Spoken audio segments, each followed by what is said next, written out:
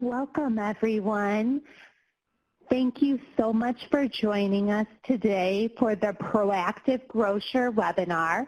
At FMI, we're really happy to be able to present this webinar and key steps to preventing losses.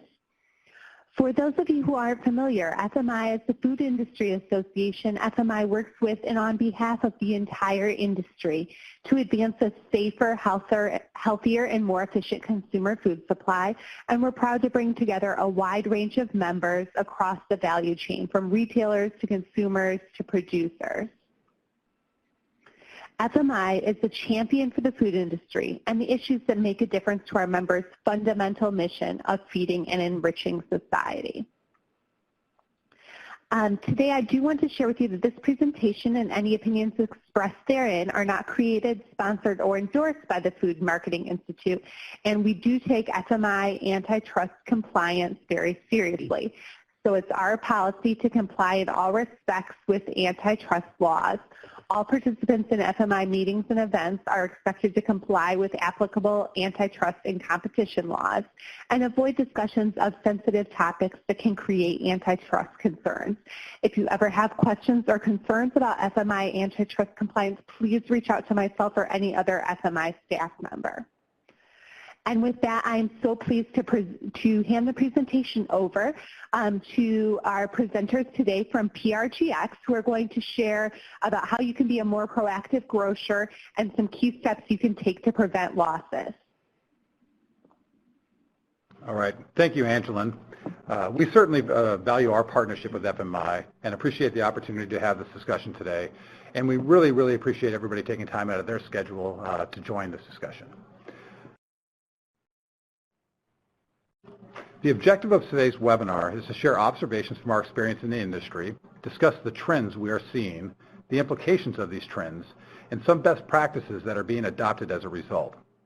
So we'll present a bit of content, but certainly leave plenty of time on the back end for questions at the end.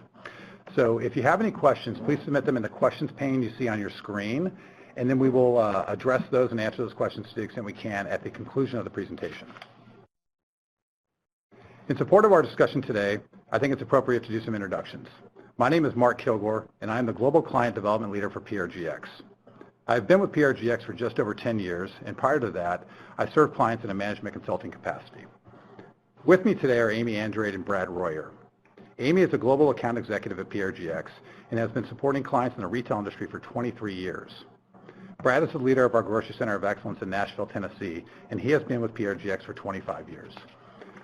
I can say I do take pleasure in presenting with Brad and Amy today because given their respective roles in our organization and their levels of experience, it's a perfect blend of what we hear from clients in terms of their challenges, their obstacles, and the opportunities they're facing, and getting that feedback and then working with our operation leaders like Brad to address those challenges. Our ultimate goal in serving our clients is to increase the value we deliver to the clients, ultimately trying to improve the partnership we're able to strike with our clients. First, to establish some context and perspective, I will provide an overview of PRGX. PRGX is the world's largest provider of recovery audit services. We have significant experience in retail, serving 75% of the top 20 global retailers and 80% of the top 10 grocers in the US and Canada. Each year, we conduct 70 distinct audits in support of our grocery clients. And of the $1.2 billion we recover for our clients annually, $450 million of that comes from our grocery audits. Our investment, resources, and focus are designed to deliver the highest quality service in the industry, resulting in our 99% client retention rate. More specific to the grocery industry, we have a Grocery Center of Excellence in Nashville, Tennessee. In this center, we support 25 grocery clients, and our teams review over $400 billion in spend in support of the audits we deliver. Of the $450 million in annual grocery recoveries I mentioned previously, $267 million of that is produced by our Grocery Center of Excellence. We have an extremely talented and experienced team driving these results and a good balance of local client presence and support across the country.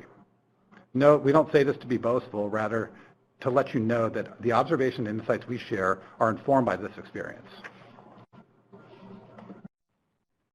So I'll share a bit about what we are observing. Given the hyper-competitive nature of the grocery industry and emerging trends around consumer behavior, we are seeing changes in how customers are being served with respect to both channels and promotional strategies. On the channel side, in addition to traditional brick and mortar, grocers are clearly starting to explore both in click and collect models and direct-to-consumer models. And on the promotional side, we're seeing more customer-specific promotions through loyalty card and digital and mobile coupons, and there are also more creative programs around volume incentives and market basket promotions. As grocers and suppliers partner to engage customers through these new channels and with more creative and complex promotional programs, we are also seeing some challenges along the way. Three main areas we see challenges around data, systems, and tracking.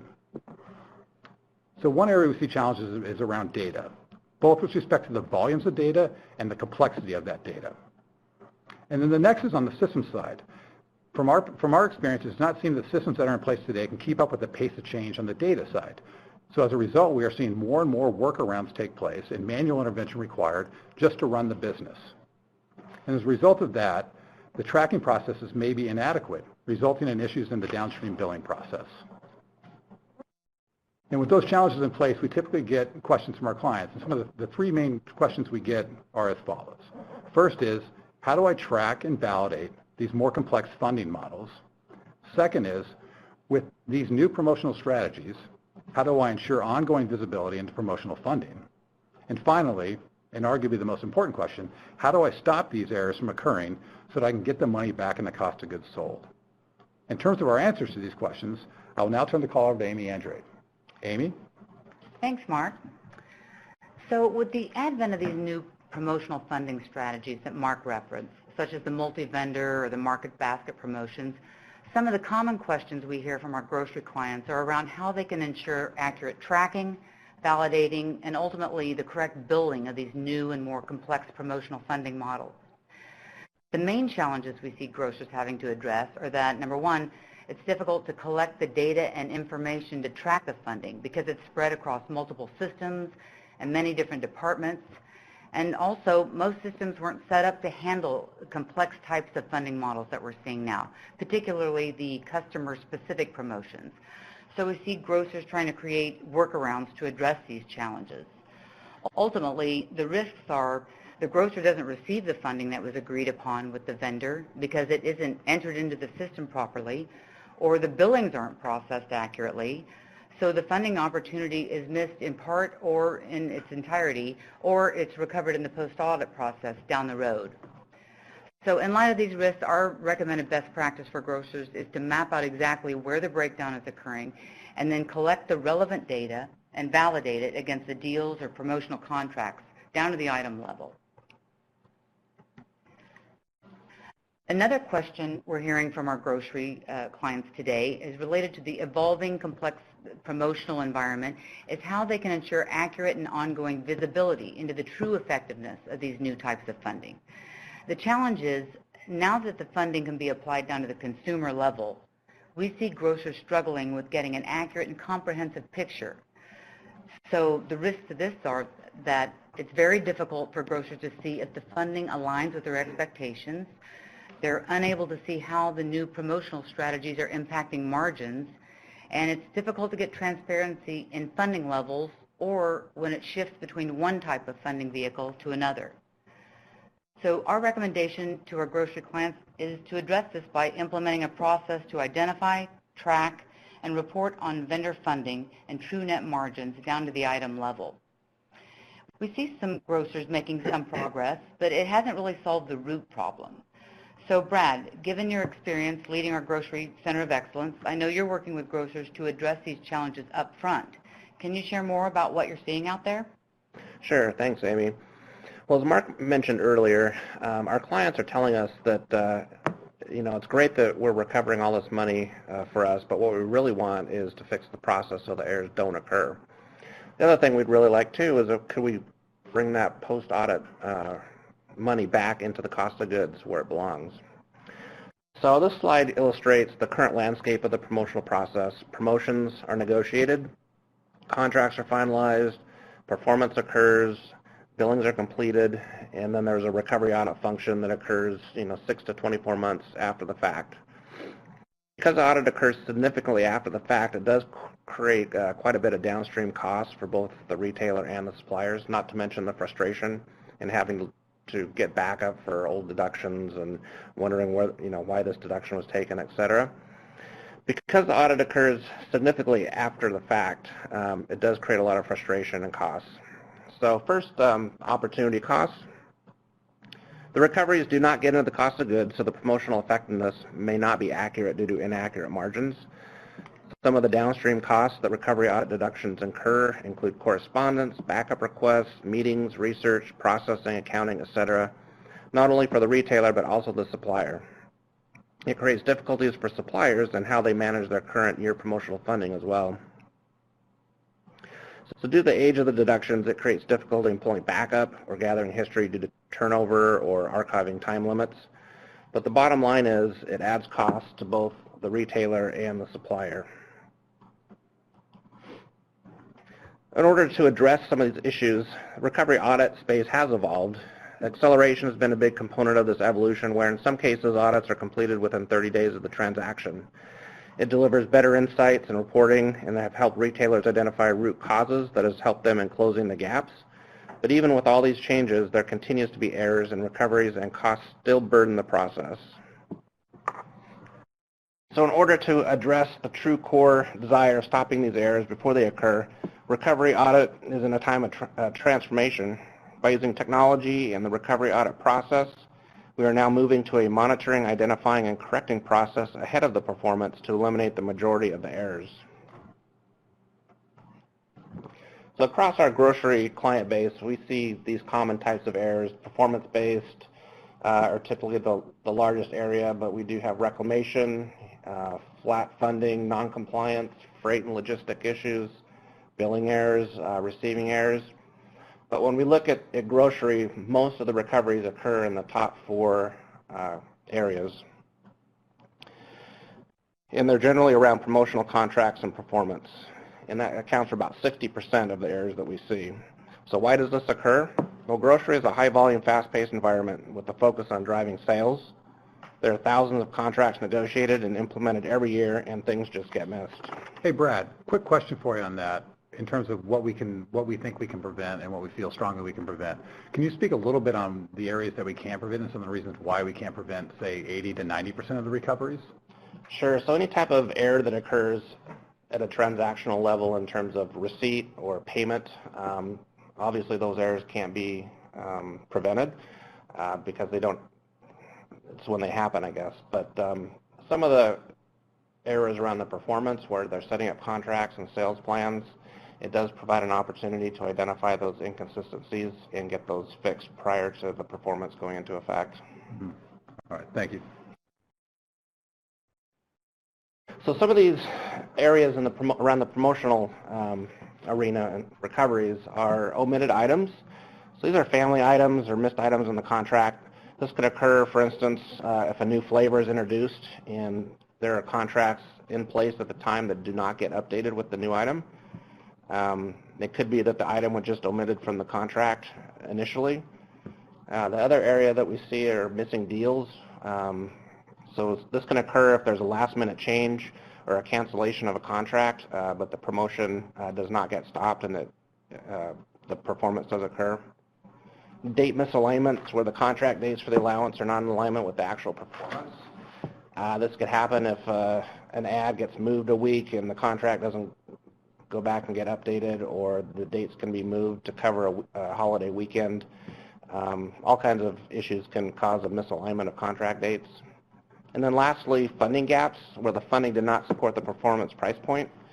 This could be that an error in inputting the allowance where it was inputted at a unit allowance for a case allowance. It could be that there wasn't enough funding to get to the desired price point. So a lot of errors can occur, but these 4 areas, we feel pretty strongly that we can help identify those issues before the performance occurs and get them corrected. So the preventative landscape that we're looking at moves the typical recovery audit from post to pre-event. Like I said, not 100%, but a good portion of the errors can be corrected prior to implementation of a promotion. A traditional audit still needs to occur based on those other allowance or claim categories that we saw that can only be audited after the fact. But we do see quite a bit of opportunity with moving a bulk of the audit to a pre-event review. So with an accelerated audit, it has addressed some of the issues, root cause analysis, supplier abrasion, but as we mentioned before, these errors still occur. But as we go to a monitor, identify, and correct model, that function occurs between arrows 1 and 2. So those errors are identified, monitored, and corrected up until the performance starts to ensure that the contracts are in alignment with the performance, and there's no missing items, no missing dates. The funding allowances are adequate to support the price performance. The result is that it takes costs out of the process. The bottom line, improves margin accuracy, and at the end of the day, improves your cash flow. All right. Thanks, Brad. And again, as we engage out in the market and we listen to our clients, that last question is probably the one we get the most frequently, and arguably it's the hardest one that we have to address, is how do we stop these errors from occurring on the outside of the process and not on the back end. So with that, we're getting really excited about what we can do and support our clients along this journey, and we get particularly excited about the simplicity and the value it provides as it corrects, reduces, and improves. It corrects accounting and reporting functions, and the result is improved accuracy of vendor funding, margin forecasting, and measuring promotional effectiveness. It reduces all the resources tied up on the back end disputing claims with suppliers, and it helps improve supplier abrasion. And it improves the time value of money and the overall vendor funding from correcting these errors on the outset. So with that, we'll now open it up to questions.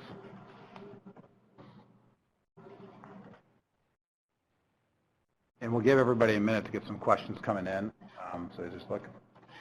So Brad, one question while we're waiting for questions to come in. Can you elaborate just a little bit or clarify if when you're taking the post-audit process and migrating those promotional, what would be claim concepts up front at the time and putting the audit process at the time of the event, can you elaborate if is that a tool or a process, or how is that delivered? So yes, in all cases. So it's technology, it's tools, it's process, and workflow. The process for auditing those discrepancies is exactly the same as we would do on a post-audit basis, but then we can leverage technology and workflow to help identify the issues, route them to the right person, get it corrected, so the performance and the contracts are all in alignment. Yep. Right. First question that comes in is, and Brad, this might be for you, is how do I know if a preventative approach would be a good fit for my company? So Brad, maybe you can start. Sure. If you have any kind of internal process or audit or review or post-audit recovery audit process in place, you're a prime candidate. Like I said, some of the logic and the process is exactly the same. You're just moving it to a different part of the work stream. And then leveraging technology and workflow, you can get those corrected ahead of time. And then, like I said, you eliminate so many downstream costs that deductions create. Okay, I get some more questions rolling in. The next question that's submitted is, curious as to what level of merchandise involvement and support would be required in support of this process. Yes, obviously merchandising would be key, critical component in their buy-off, because you would be inserting yourself somewhat into their process. But really what you're doing is helping them or facilitating the opportunity for them to identify any errors before the performance with their vendors. So they would be a critical component of it, yeah. Okay. Right, got a couple more here. Next question is, let me read, how would this approach impact suppliers to grocers? Would probably be it. So like I mentioned, the supplier is bearing a lot of costs that result from deductions. So they have teams, in place to manage their deductions and get backup and it's quite an administrative cost. Also, it makes it difficult for them to manage their current funds if they don't know what to expect in terms of what's coming in from a recovery audit standpoint. So if we could take 60% of those issues and fix them before they even become a problem, it really benefits everybody. Okay. Right. I'll give it another minute to see if there's any questions, any more questions that have come in.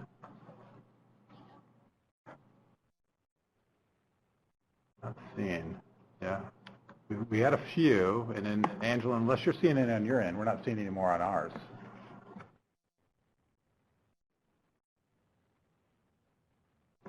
Did you all see the question about discounts and promotions?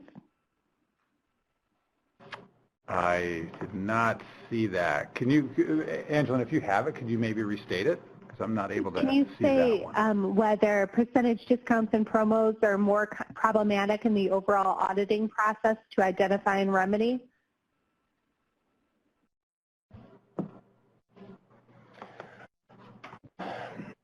So Brad. Yeah, I don't know that they're more difficult. It just depends on the level of data that you have available.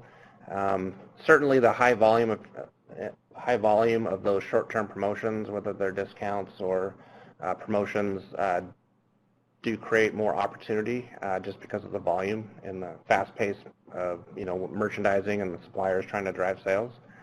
And that some of them can be quite complex as well. So you have overlapping funding that can occur that you've got to track. So yes, it can be difficult, but if you have the data available and the process in place, those are definitely some of the key areas where you would look at to identify up front. Yeah. Yeah. And Brad, one question that I know, as Amy and I are out in the market and we're engaging with clients that we do receive is almost like what's changed in the sense that why are we able to kind of position this now? This is kind of in a recovery audit perspective is an age-old question. How do I stop these errors from occurring? And as we know, there's been a lot of different attempts and approaches to do that. So, the question would always be like, what's different in light of everything that we can do this now versus in the past when we could not effectively do it? Yeah, so there's been quite an investment in technology and process in terms of processing, loading, acquiring data, turning that around for us to be able to review and audit. And now we're at a place where we can actually do this. But the question from our customers is why can't we fix these up front? In some cases they have and can. In some cases they know about it but don't have the resources to do it. So this would be a great opportunity if they're in that situation where they just don't have the resources, and we could step in and help them. All right. Thank you. And one question we received recently was from a grocer who's interested in this but is implementing a new deal system and wants to kind of wait and because he believes that will address kind of a lot of these challenges. What have you seen with regards to the need to take a proactive approach even in light of a new deal system? Yeah, any kind of a system change or process change is really an opportunity because that's usually where we see errors spike.